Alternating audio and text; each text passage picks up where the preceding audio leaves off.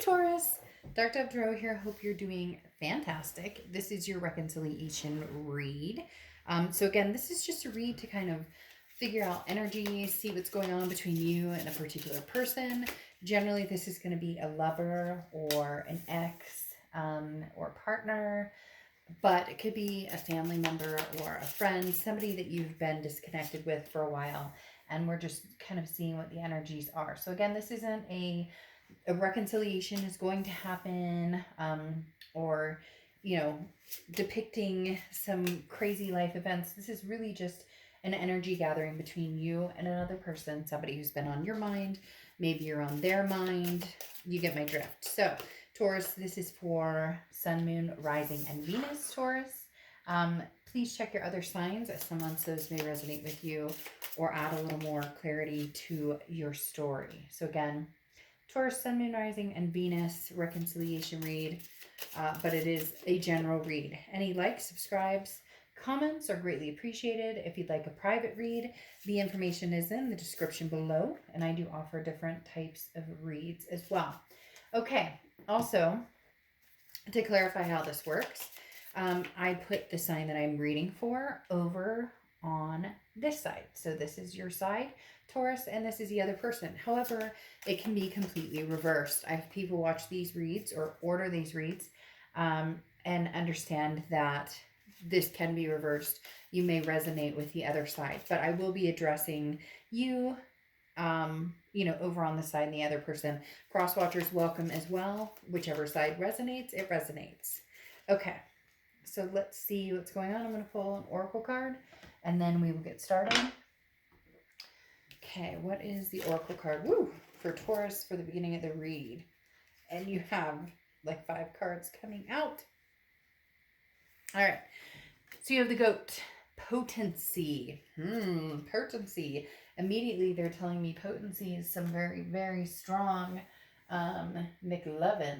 I don't know why I said that, but literally potency it comes across as there's still a very strong connection here. There's still something very potent. Now, in your head and your heart over here, you have the 9 of Pentacles and the Knight of Cups. The 9 of Pentacles has been coming up a little bit for some reads. The 9 of Pentacles can be a trapped type energy, can be a sense of feeling a little bit trapped, not sure which direction you want to go. Do I stay? Do I go? Do I, think about this past person? Do I completely cut them out? The 9 of Pentacles is lightening your load. If you truly love this person, there's no shame in it. Regardless of what happened in the situation, you can't help who you love. So if you truly love this person, continue to do so. Don't neglect that fact. It doesn't mean that you guys will ultimately be together. It doesn't mean that if somebody did something, terrible to you, that you're going to take them back. It just means allow yourself to recognize it and then make decisions based on that. But constriction also comes with this, and this talks about if you're feeling constricted, like I could never be back with this person, it would never work, my life is more freeing without this person, then you need to pay attention to that as well. 9 of Pentacles talks about values too, making sure that your values and your priorities are lined up with what ultimately you want in your life. Now, in your heart, you have the Knight of Cups, which is romance, whimsical, dreamy. Who doesn't want that, right?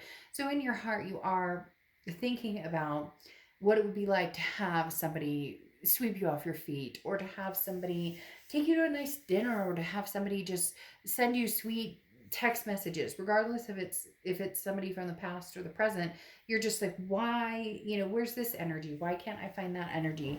How can I figure out, untangle maybe this entrapment a little bit and figure out which direction I want to go. But you realize here that you deserve that type of energy. You deserve somebody showing you the Knight of Cups energy, which is romance, which is, cutesies and heartfelt. And come on, we all love it at some point in our lives. So you're just wondering, where is that? Or when will my time... Jeez Louise, excuse me. Bless me. The Knight of Cups talks about wondering, when is that coming? Or, regardless of when it's coming or who it's with, it would be an awesome feeling to be back in that, heartsy, kissy, butterfly type scenario, as cheesy as it is. Now, in their head and their heart, they have the Seven of Swords and the Chariot. The Seven of Swords is a manipulation, a deception type energy. In their head, they're feeling deceived somehow, which is strange because I feel like with this going on, they've put themselves almost in this situation. They're the ones who dealt these cards themselves, and yet they're feeling like Taurus, they're being manipulated, or they're feeling as though, or maybe this is them straight out saying, I want Taurus back and I'm going to figure it out, no matter what I have to do, even if it's deceitful. But in reality, this being in their head, they feel deceived by you. So I'm not saying that, maybe you didn't do anything. I'm not saying you did do anything, but for whatever reason, they definitely feel some sort of, manipulation, like they need to watch their back. It doesn't necessarily mean it's with you. May just be how they're feeling about love in general. May just be feeling how they're feeling, or what they think about, being in a relationship, in general. But they have the Chariot card in their heart, and the Chariot card is Cancer's card. So you could be dealing with a Cancer, or you could have Cancer placements in your chart. But the Cancer card, the Chariot card, talks about forward momentum. This is about self-identification and moving forward. The Chariot can move, with one person or two people. It doesn't have to necessarily have somebody else on the carriage ride with them, but it does, they prefer to move with somebody else. This is also moving very quickly and with confidence. And it talks about, moving forward towards some sort of victory. So it's interesting, Taurus. This person wants a victory with you, but they're feeling slighted. And I'm not understanding why they're feeling slighted, because you seem to be a lot more at ease here, and they seem to be the ones up in arms. So it makes me feel like it's a narcissistic tendency. Not necessarily, they're not coming across as majorly narcissistic, but maybe showing a little bit of narcissistic qualities, because this is almost well, you did this to me, when in reality, they played a big part in why this breakup happened, or they played a big part in, why you're no longer interested in having anything to do with them at the moment. And it's that person who's kind of guilty but doesn't take responsibility, so they point the fingers. Does that make sense? Then you have your present here, and you have the Ten of Cups, and you have Judgment card, or it says discretion here, but it's ultimately the Judgment card. The Ten of Cups is peace, joy, family, enjoying yourself, doing whatever makes you happy right now without any of this energy right here. There's some very strong anger coming from this side. And the Ten of Cups is saying you're at peace with where you're at now. Yes, you felt a little tangled up. Yes, you want the romance and the kind of happy, fluttery butterflies. But you have the Judgment card here. And the Judgment card is talking about, any information that you need has been given to you. So, like, you need to forgive yourself in the past and accept the situation. Take responsibility for, where you're going for your future. Take responsibility for actions of the past or things that have happened in the past. And then, you can, it's freedom can be felt when you forgive yourself for the past, forgive your actions, find inner peace, personal growth and understanding. This is what you're working on. This peace, this happiness, spending more time with kids, spending more time with fur babies, spending more time with, family, friends, whatever, and understanding that, hey, you know what? I may not have been perfect, but I forgive myself and I forgive you. And then figuring out if you want to move on. This person has not gotten there. And people, they all have their own wave of how they get to different aspects in a relationship. They talk about when breakups happen, there's the anger aspect, the sadness aspect, the happiness aspect, the judgmental aspect, the whatever. There's all different stages that you go through. And this person, it's almost as if they haven't caught up to where you are, where you're willing to forgive the past. You're not necessarily that you're going to take them back or you want to take them back, but you're willing to see things in a much more positive light. Taurus, this person is a little different right now because they have the Eight of Swords and the Knight of Swords. The Eight of Swords is feeling trapped, but it's self-imprisonment. So if they want to reach out to you, they're not doing it. If they want to tell you how much they love you, they're not doing it. The Eight of Swords is like, I got myself into this place, fool. You're trapping yourself But then you're blaming me. The Seven of Swords is you manipulated me, Taurus, and yet they know they're trapped and they're confused and they're not sure how to get out of that.